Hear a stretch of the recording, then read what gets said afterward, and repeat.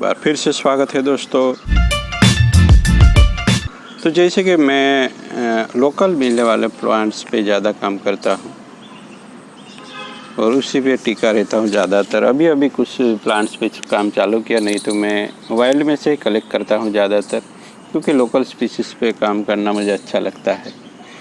तो ये हमारा एक लोकल स्पीसीज़ है, क्लेरोडेंड्रम एनर्मी, अर्नी बोलते हैं इसे।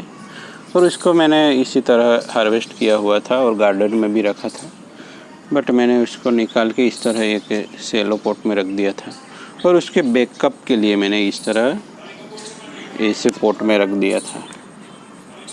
तो उसमें ग्रोथ हुआ है दोस्तों। वर्किंग के बाद यहाँ देखिए ये सेक्रीफाइस की है, तो सेक्रीफाइस ब्रांच यानी बाद में हम ऐसी ब्रांचों को निकाल देते हैं।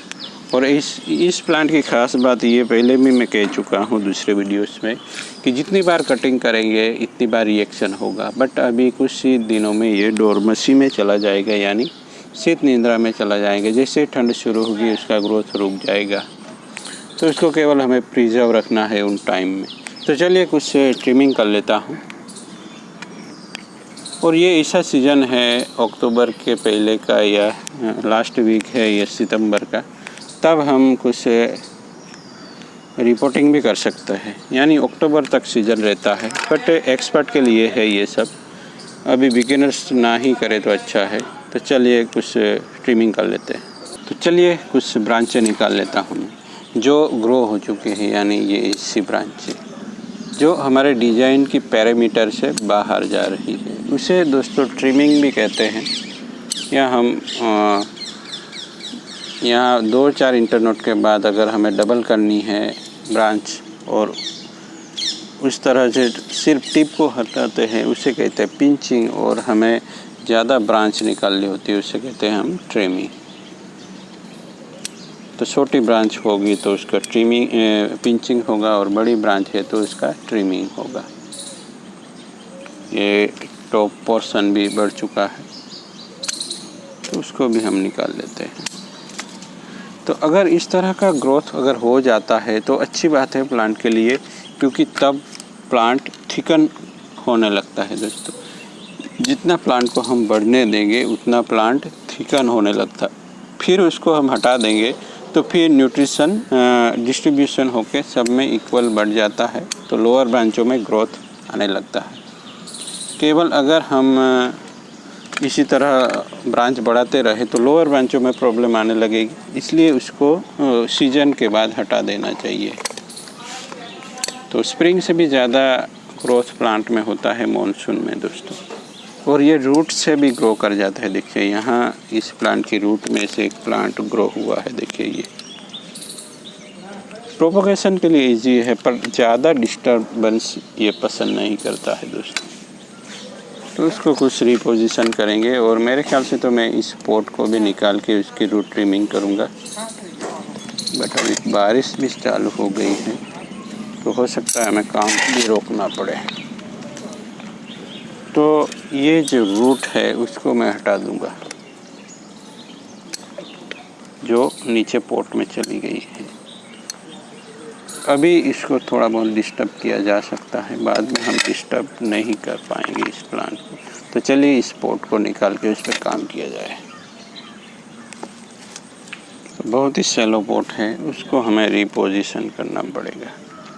उसमें रिवर्स टपर सब कुछ है, तो थोड़ा मैं इस तरह प्लांट को टाई कर लेता हूँ।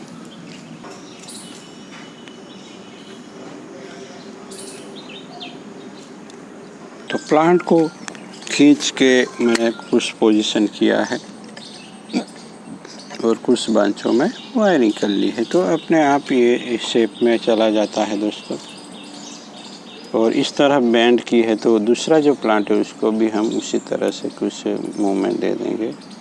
बट ये यहाँ से चटक चुका है क्योंकि ये बहुत ही नया शूट है, तो वैसे ये हीलिंग भी करता है। तो देखते हैं ये फिर से चटका, तो उसको निकाल देते हैं। कोई दिक्कत नहीं होती दोस्तों, अगर कहीं से भी प्लांट चटक सकता है या टूट जाता है तो उसकी चिंता नहीं कर, क्योंकि प्लांट पूरा भी चला जाएगा, फिर से वो रूट से भी ग्रो हो सकता है कहीं से भी ब्रांचें निकाल सकता है।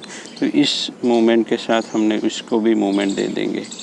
तो ये 2 प्लांट रहेगी। ये डेड वुड है दोस्तों। तो जो वायर मैंने नीचे अटैच किया था उसी के साथ खींच के कुछ स्टाइल देने की कोशिश की है। एपेक्स थोड़ा पीछे जा रहा है तो उसको हम आगे लाके उसको ट्रेन करेंगे, ये ऊपर जाएगा। अगर ये थोड़ा ऊपर उठता है तो ये प्लांट अपने आप एक बेहतर शेप में आ जाएगा। यहाँ तक उसकी हाइट आएगी, फिर ये अच्छा दिखने लगेगा दोस्तों, प्रोपोर्शन में दिखेगा।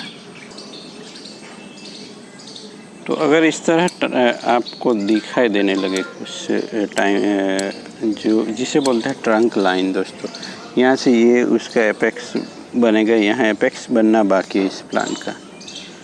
तो यहाँ भले ही रूल्स के हिसाब से ना हो, पर एक जो प्लांट जो हम डिज़ाइन करेंगे वो प्लांट के शक्ल में होगा दोस्तों, वही हमें तैयार करना है। और यहाँ से जाके ऊपर जाके एक एपेक्स बन जाएगा दोस्तों। तो इसी तरह से हमें स्टेप बाय स्टेप काम करते रहना है दोस्तों, और हमारे सामने होगा एक बहुत ही बढ़िया सा प्लांट। तो हमें सब प्रॉपर तरीके से करना है। पहले प्लांट को ग्रो करवाना है, उसके बाद ट्रिमिंग करते रहना है। उसी वक्त भी हम अनवांटेड ब्रांचों को बढ़ने ही नहीं देना है। अगर ब्रांचें बढ़ेगी नहीं तो कुछ अच्छी ब्रांचें ही ग्रो करेगी और जल्दी से प्लांट थिकन भी हो जाएगा और हमारा प्लांट जल्दी से तैयार हो जाएगा। रेगुलर ट्रिमिंग, पिंचिंग सब करते रहेंगे तो बहुत जल्दी प्लांट तैयार हो जाते हैं दोस्तों। ऐसा ज़रूरी नहीं कि वर्षों ही लगे, वर्षों बाद।